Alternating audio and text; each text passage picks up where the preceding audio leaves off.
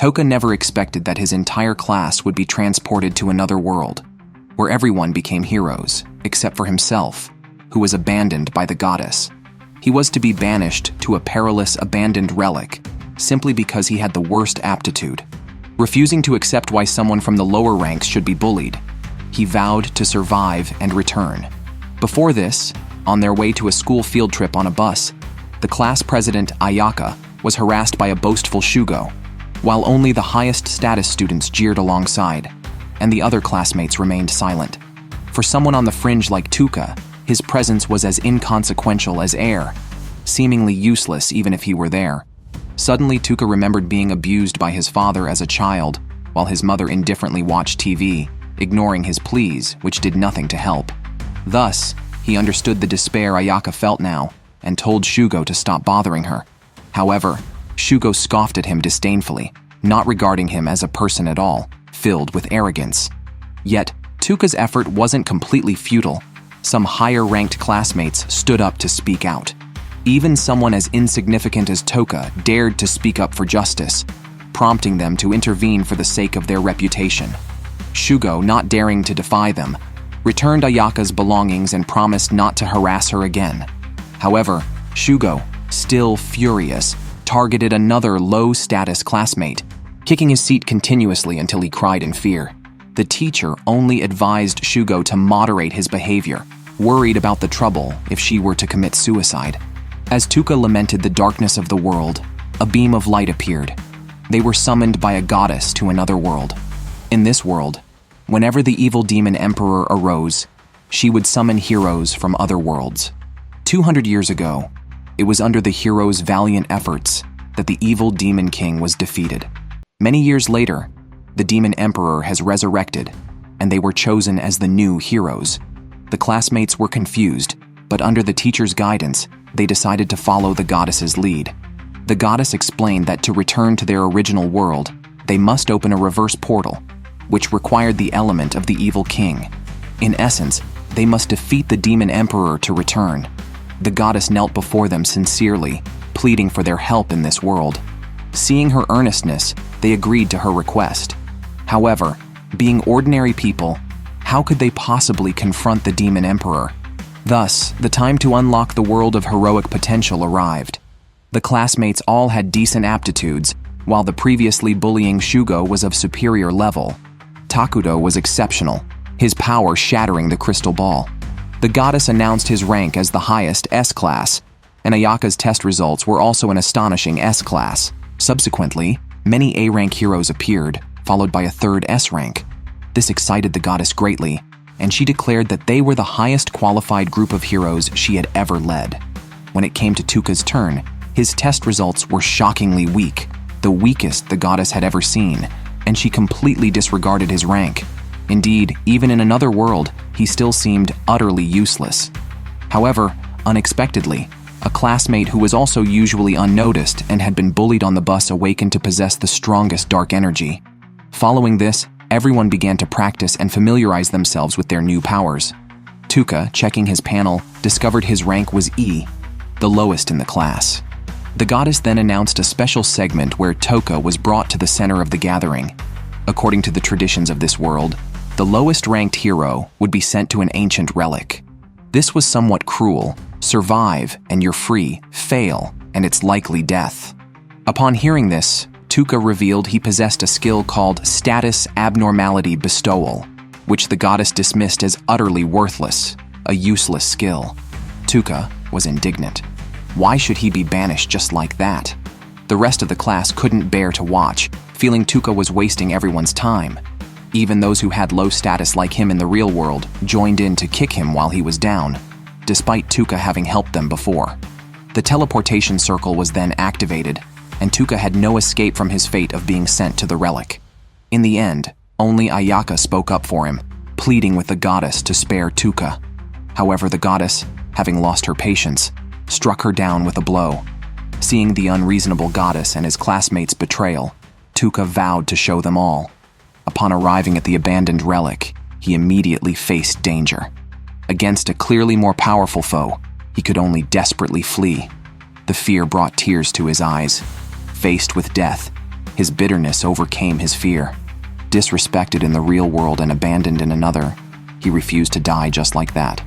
He wanted power. He wanted revenge. Surprisingly, his desperate attempt managed to control the monster. As he turned to flee, he encountered another creature and had to use the same tactic, which to his amazement, worked again. But now, his greatest despair was that his MP was depleted and another beast was hot on his heels. Facing this situation, he had no choice but to fight with all he had, just like he had survived on his own as a child.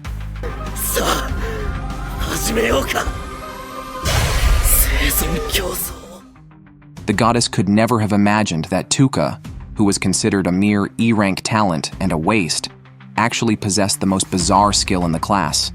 She teleported Tuka to the hardest dungeon in the world, intending to send him to his death. Little did she know, Tuka's seemingly weak toxic skill actually caused damage based on a percentage of health, and he also had a skill that could put targets to sleep, which was used in combination. At that moment, Tuka was being attacked by a group of monsters at level hundreds. Even the goddess herself would probably be toyed with to death in such a situation. Tuka thought he could only use his skills to buy time. Just as his MP was depleted and all the monsters closed in again, preparing for a desperate fight, Tuka suddenly heard the sound of leveling up, and his level soared to 258. It was then that Tuka realized his toxic skill was a noble percentage-based health-depleting ability. Most crucially, since the level increase, his skills could now target multiple enemies. At this moment, the terrifying monsters in Tuka's eyes were just moving experience points. As a large number of bodies fell, the few remaining monsters turned and ran. After successfully dealing with the immediate crisis, Tuka's stomach protested, but it was clear there was no food around. However, he then thought about it. The monsters he had just defeated were just like chicken and beef. So Tuka prepared to cut some meat to eat, but the monster's skin was too tough, and as a mage like Tuka, he couldn't cut through it. Therefore, he turned his attention to the eyes. After struggling with disgust and eating the eyeballs, Tuka discovered they were highly toxic and inedible. No wonder no one could walk out of this place. Just when he felt despair, Tuka suddenly noticed that the bag the goddess had given him was glowing. He opened the bag and found it contained beef jerky and happy water. This item could apparently generate food based on one's thoughts. Initially, Tuka was dissatisfied with the shabby bag the goddess had given him, but now he felt it was the only good thing she had done. After killing countless monsters, Tuka's level rose to over 600. He continued exploring the dungeon and found a large number of human skeletons along the way. Tuka decisively chose to loot the corpses, collecting everything from gems to other items. Gradually, he sensed something was wrong. All these humans were sent here by the goddess, but clearly, these skeletons had been very powerful in life. According to the goddess, weren't all the talents she teleported E-rank? It wasn't until Tuka read a manual left by one of the corpses that he understood that in this world, E-rank was actually the highest talent. Ironically, the goddess feared that they would hold others back, so she sent what she saw as the useless ones here to die. While looting the corpses, Tuka collected many enhancements left by his predecessors, such as potions lost since ancient times, or runes capable of unleashing the power of forbidden spells. He also learned about the boss of the labyrinth. Looking at his own status bar, Tuka, now at level 1200, felt he was strong enough to initiate an attack on the boss.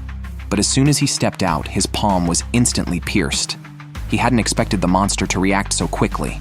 To use his skills, Tuka had to raise his hand and recite the skill name. Now, how would he be able to defeat the boss, especially since his first stealth attack had failed, alerting the boss who had now fully awakened? Instead of attacking immediately, the boss summoned a horde of zombies, each bearing the face of a human who had previously died here. Tuka only used sleep to control them. After receiving so much help from his predecessors, he couldn't bring himself to harm these familiar faces. Little did he know, his helpless demeanor only excited the boss more. But the more excited the boss got, the harder Tuka performed. The boss was enjoying Tuka's despair. At the moment when the boss was most enjoying himself, Tuka unleashed his skill. He had only feigned incompetence to exploit a deadly weakness common among the arrogant.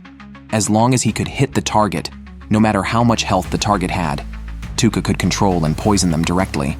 After defeating the boss, the souls that had been imprisoned and tortured for years were also freed. Each one showed kindness to Tuka before dissipating. advising him to make good use of their wealth or skills.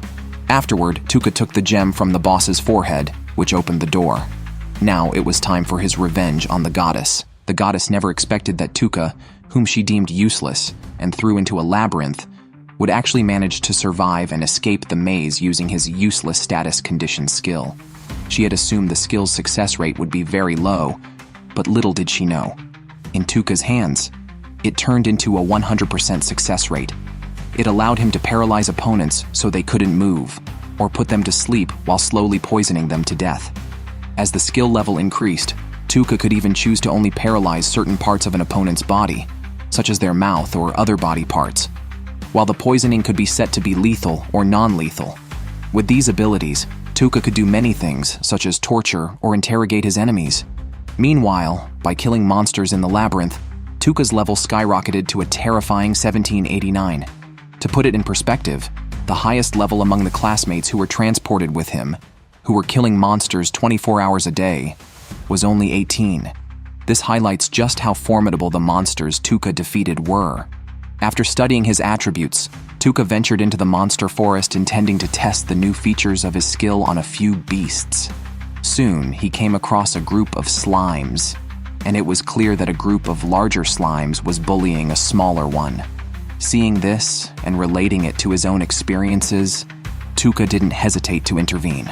After applying paralysis and poison to the slimes, he conducted experiments and found that the poison could be altered to a non-lethal state, and the paralysis could be actively removed.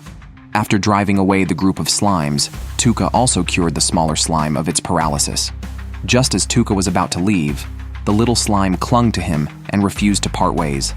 Thus, he had no choice but to take it as a pet, placing it in his hat behind him to serve as an extra set of eyes.